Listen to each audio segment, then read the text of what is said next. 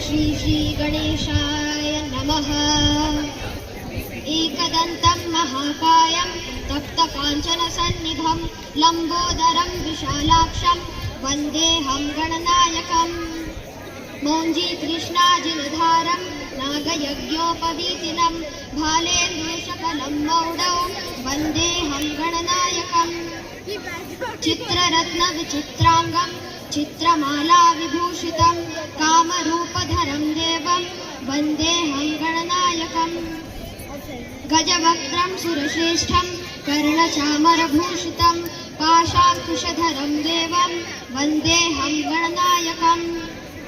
मूषिकोत्तममारुह्य देवासुरमहाहवे योद्धुकामं महावीर्यं वन्देऽहं गणनायकम्।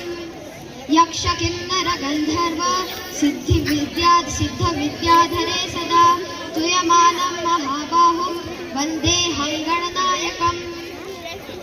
अम्बिकाहृदयानन्दं मातृभिः परिपालितं भक्तप्रियं मदोन्मत्तं वन्देऽहं गणनायकम्।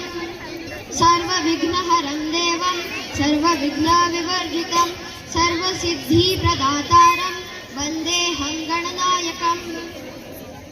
गणाष्टकमिदं पुण्यं यः पठेत् सततं नरः सिद्ध्यन्ति सर्वकार्याणि विद्यावान् धनवान् भवेत्।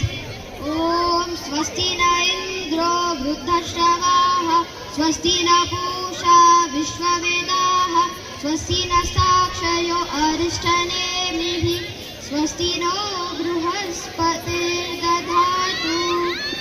ॐ शान्ति शान्ति शान्तिः।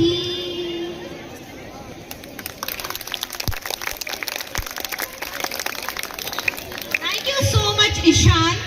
Wait. So much hard work you have put. उसके हिसाब से तालियां नहीं सुनाई दी हैं.